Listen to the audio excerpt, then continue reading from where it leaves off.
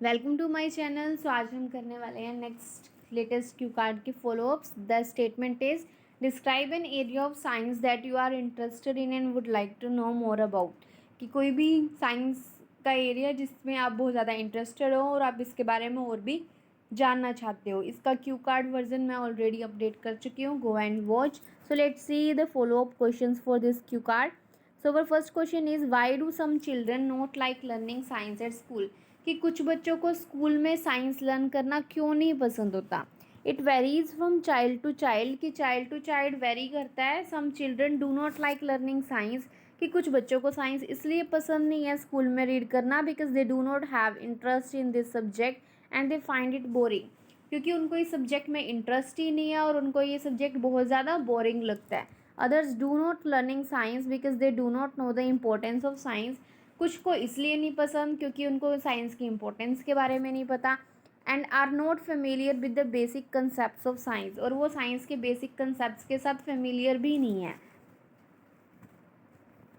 Apart from that, और इसके अलावा science includes a lot of chemical formulas, और साइंस में बहुत सारे केमिकल फॉर्मूलाज भी इंक्लूड होते हैं that children find difficult to memorise for a long period of time. जो बच्चों को बहुत लंबे टाइम तक याद रखने में बहुत ज़्यादा प्रॉब्लम होती है, वो याद नहीं रख पाते उनके कॉम्प्लिकेशन के कारण। So that's why they do not like to learn science at school.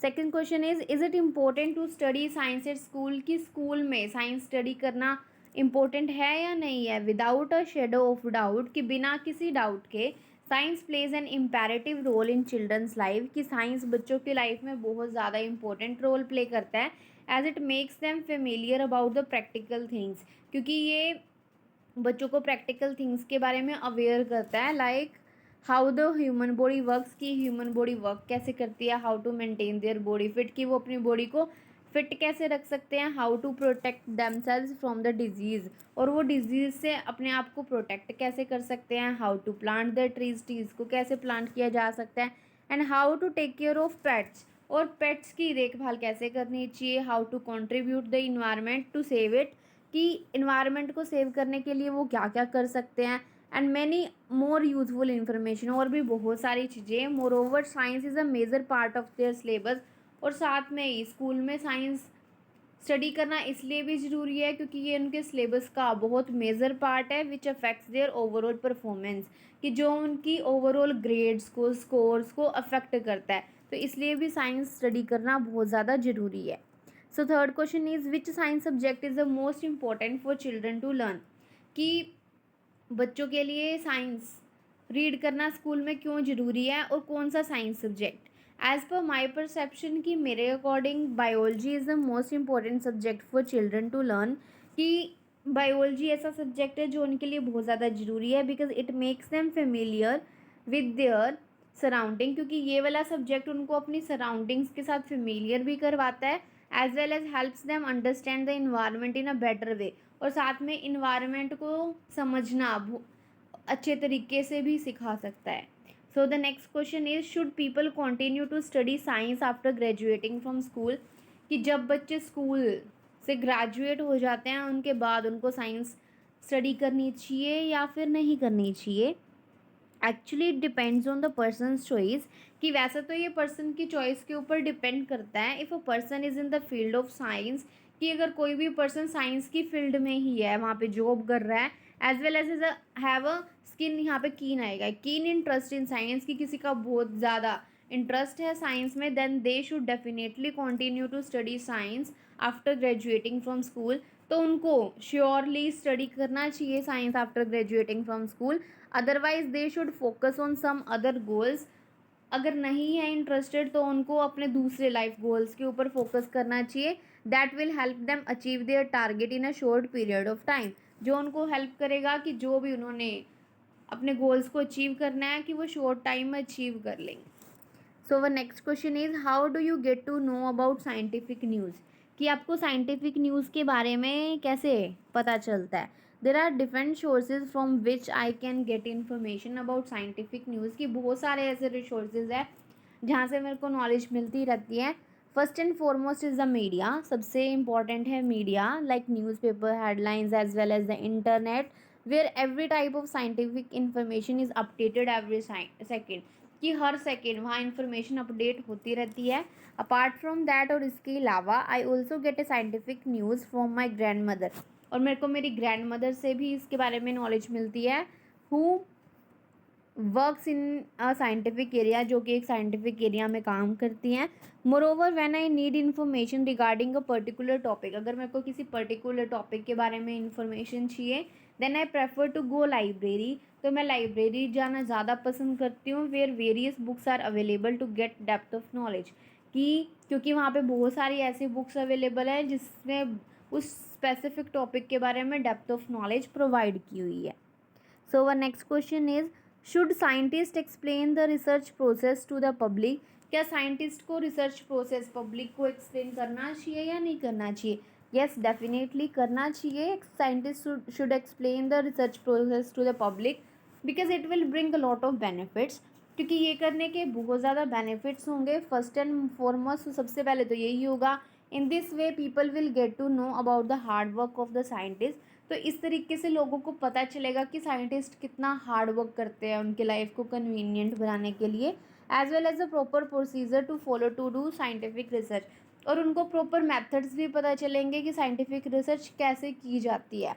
More over it will encourage the students to study hard the science subject, और इससे बच्चों को एनकरेज भी किया जा सकता है कि साइंस सब्जेक्ट क्यों ज़रूरी है, उनको उसके ऊपर ज़्यादा मेहनत क्यों करनी चाहिए. अपार्ट फ्रॉम दैट, और इसके अलावा it will make the people more responsible towards using the invention, कि जो भी इन्वेंशन साइंटिस्ट इन्वेंट कर रहे हैं तो उसके लिए लोगों को और भी ज़्यादा रिस्पॉन्सिबल फील होंगे, as well as people will give more respect to scientific work, और लोग उनकी कदर करेंगे, ज़्यादा रिस्पेक्ट करेंगे उनकी. What is the best invention in the past 100 years, कि पिछले 100 साल में सबसे बेस्ट इन्वेंशन कौन सी है? I think all inventions are good, कि सारी इन्वेंशन वैसे तो बहुत अच्छी हैं. As motive of every invention is to provide the convenience to the public, क्योंकि हर इन्वेंशन का मेन मोटिव यही होता है कि लोगों को कन्वीनियंस प्रोवाइड करनी, उनकी लाइफ को ईजी बनाना. If I have to choose one, अगर मेरे को एक ही चूज़ करनी है, then I will say the internet is the best invention of the past 100 years. तो इंटरनेट सबसे बेस्ट इन्वेंशन है, because it has change the lifestyle of people, क्योंकि इसने लोगों की लाइफ स्टाइल को चेंज कर दिया है. As the internet has connected the world, क्योंकि इंटरनेट ने पूरी वर्ल्ड को कनेक्ट कर दिया and made things so much easier, और सारी चीज़ें बहुत आसान कर दी हैं. So next question is, what is the influence of science in the human life, कि साइंस का ह्यूमन लाइफ के ऊपर क्या इफेक्ट पड़ा है. As every coin has two sides, कि जैसे हर सिक्के के दो पहलू होते हैं, science also influences the human life in both ways, positively and negatively, कि साइंस भी ह्यूमन लाइफ को दोनों तरह से इम्पैक्ट कर रही है, पॉजिटिव तरीके से भी और नेगेटिव तरीके से भी. If I talk about the positive side की, अगर मैं पॉजिटिव साइड की बात करूँ, it has made people's life more comfortable as compare to past, कि पास्ट से अगर कंपेयर की जाए अब लाइफ बहुत ज़्यादा कंफर्टेबल है लोगों की. And it has also made individuals more open minded, इससे लोग ज़्यादा ओपन माइंडेड भी हुए हैं, because it provide a perfect logic to understand the statement instead of believing in the superstitions, कि अंधविश्वास पर बिलीव करने की बजाय अब वो हर स्टेटमेंट के लिए परफेक्ट लॉजिक प्रोवाइड भी कर रहे हैं. Science has, on the negative side, science has invented various electronic gadgets that have made people more dependent. और अगर नेगेटिव साइड की बात की जाए तो इन्होंने लोगों को बहुत ज़्यादा डिपेंडेंट बना दिया और अनहेल्दी भी बना दिया है, क्योंकि अब वो ज़्यादा टाइम सिटिंग पोजीशन में रहना पसंद करते हैं. सो the next question is, what can individuals do for the scientific research, की इंडिविजुअल साइंटिफिक रिसर्च के लिए क्या कर सकते हैं. Individuals can do mainly 2 things for scientific research, कि इंडिविजुअल्स मेनली 2 चीज़ें कर सकते हैं. First and foremost is that they can donate some money to the scientific organization to encourage them to invent more and more gadgets to make their lives more comfortable. कि सबसे पहले तो ये है कि वो कुछ मनी डोनेट कर सकते हैं साइंटिफिक ऑर्गेनाइजेशन को, उनको एनकरेज करने के लिए, कि ताकि वो और भी गैजेट्स इन्वेंट कर सके और उनकी लाइफ को कंफर्टेबल बना सके. The second is that individual should respect the scientific research, कि इंडिविजुअल्स को साइंटिफिक रिसर्च को रिस्पेक्ट भी करना चाहिए, and all the guidelines that are made by them. और जो भी उन्होंने गाइडलाइंस प्रोवाइड की है उनकी रिस्पेक्ट भी करनी चाहिए और फॉलो भी करनी चाहिए. So the last question is what influence can international cooperation in science bring about. कि इंटरनेशनल कोऑपरेशन का साइंस में क्या बेनिफिट है, क्या इन्फ्लुएंस है. International cooperation in science have a positive influence, कि इसका बहुत पॉजिटिव इम्पैक्ट है.